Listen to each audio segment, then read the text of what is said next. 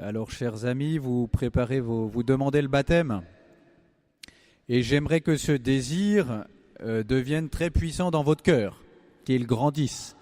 Et j'aimerais à nous autres qui sommes baptisés que la conscience de la beauté de ce que Dieu nous a donné le jour de notre baptême grandisse. Je donnerai 3 mots en m'appuyant sur les textes de la Bible qu'on vient de lire. Je donnerai 3 mots pour que cette beauté de la vie chrétienne grandisse, que vous grandissiez dans votre joie d'être chrétien. Premier mot, l'humilité. Jésus dit dans le psaume, Dieu dit dans le psaume, par la voix du psalmiste, « Seigneur, enseigne-moi tes voies, fais-moi connaître ta route. » Ça veut dire que c'est quelqu'un qui a dans le cœur le désir de suivre Dieu. Et dit à Dieu, fais-moi connaître comment on fait pour te suivre. Explique-moi. Ça veut dire que cette personne, elle a envie que Dieu soit son maître. En 68, ceux qui avaient l'âge de vos grands-parents, peut-être certains d'entre nous, ils écrivaient sur les murs « Ni Dieu, ni maître ».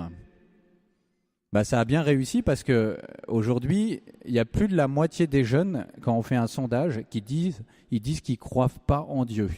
Ils ne croient pas en Dieu. Et il n'y a plus de maître. On ne trouve plus de maître. Même à l'école, ils n'arrivent pas à vous enseigner à parler, à écrire. En tout cas, il n'y en a plus beaucoup. Alors ça a bien réussi. Moi, j'aimerais que Jésus soit votre maître et que ce soit votre désir. On a parlé il y a quelques semaines d'une femme que le pape a béatifiée, qui s'appelait Chiara Badano, de son nom de famille, qu'on a appelé Chiara Luce, parce qu'elle a répandu une belle lumière. Et à peu près à votre âge, certains sont un peu plus âgés, mais vers l'âge de 9 ans, elle écrit ça dans son livre. « J'ai redécouvert l'Évangile sous une nouvelle lumière. Désormais, je veux faire de ce livre l'unique but de ma vie. » L'Évangile, c'est ce bouquin, est devenu l'unique but de sa vie. Pourquoi ? Parce que cette jeune fille qui est morte à l'âge de 18 ans, emportée par la maladie, qui a donné beaucoup de joie autour d'elle, cette jeune fille a compris qu'il y avait de la lumière là-dedans. Et elle cherchait la lumière. Deuxième mot, le courage. Dans la première lecture, c'est l'histoire d'un homme qui s'appelle Jonas. Jonas, Dieu lui demande, c'est au début du livre, on ne l'a pas entendu, il lui dit ça. Lève-toi, va à Ninive, la grande ville, et annonce-leur que leur méchanceté est montée jusqu'à moi. Ça veut dire que Dieu dit à Jonas, ça ne peut pas continuer comme ça dans cette ville, il faut que tu ailles leur dire qu'ils doivent changer.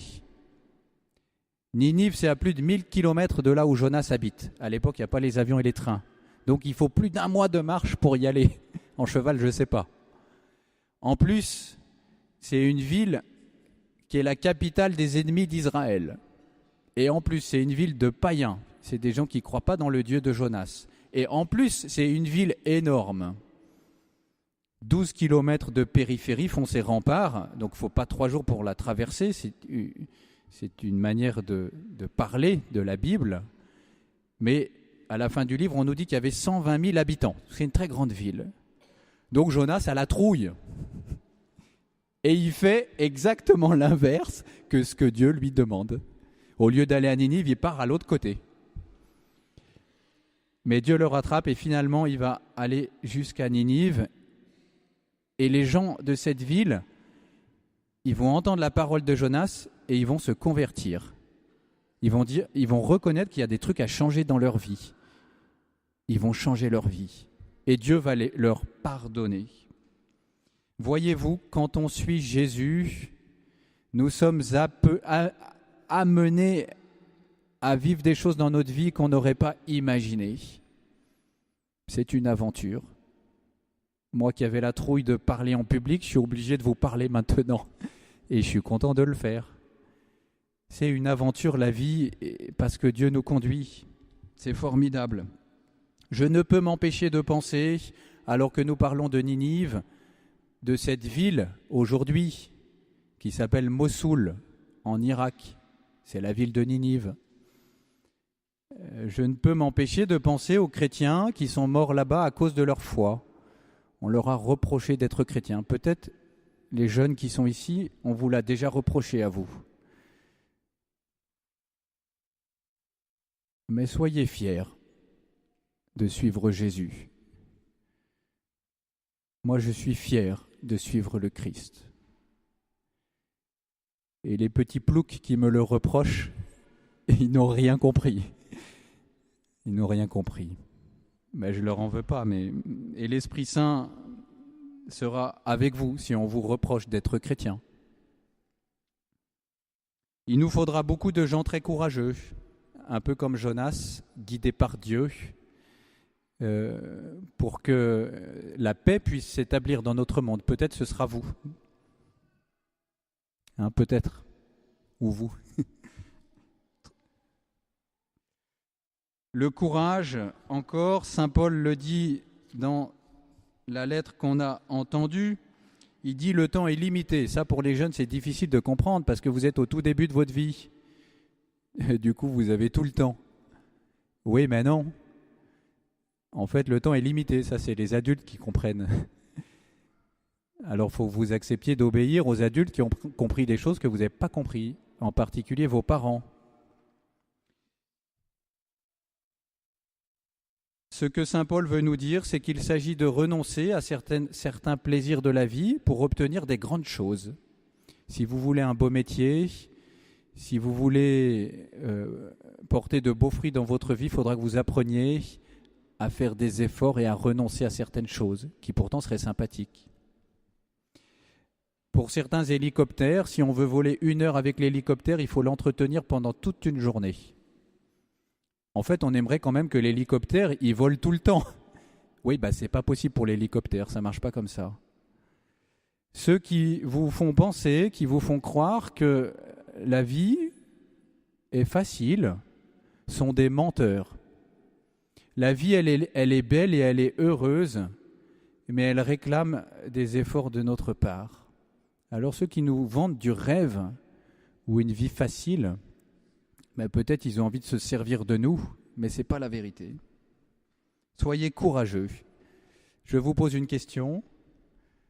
Y a-t-il un moment où vous avez renoncé à quelque chose et ça vous a donné la joie parce que ça vous a permis d'obtenir quelque chose de plus grand? Je pose la question aux plus âgés aussi. 3e et dernier mot, le pardon. Jésus, il dit dans l'Évangile à ses apôtres, « Je ferai de vous des pêcheurs d'hommes ». Quand on pêche un poisson, on le fait sortir de l'eau et ça le tue. Du coup, on va pouvoir le manger. Mais quand on pêche un homme, qu'est-ce que ça fait? C'est bizarre cette expression. Quand je sors un homme de l'eau, je lui rends la vie. Peut-être c'est une manière pour Jésus de parler du pardon des péchés qu'il a envie de donner à toute l'humanité. Alors ça, c'est le trésor que les chrétiens possèdent. Nous possédons par notre baptême, nous sommes destinés à recevoir et à vivre du pardon de Dieu. Ah là là, mais ça c'est pas normal que Dieu nous pardonne, mais c'est un cadeau magnifique, il a envie de nous le donner. Et il a voulu nous donner la preuve qu'il nous pardonnait. Cette preuve a un nom. Elle s'appelle Jésus. Jésus meurt sur la croix pour nous offrir son pardon et il revient à la vie pour nous rendre la vie. Non seulement Dieu nous a donné la preuve que nous sommes pardonnés en son Fils, mais il veut qu'on puisse le voir et l'entendre. À chaque messe, le prêtre montre l'hostie et dit « Voici l'agneau de Dieu qui enlève le péché du monde ». Ben, c'est vrai. Jésus est capable d'enlever le péché de nos cœurs, toutes nos fautes. Je ne sais pas si vous vous rendez compte.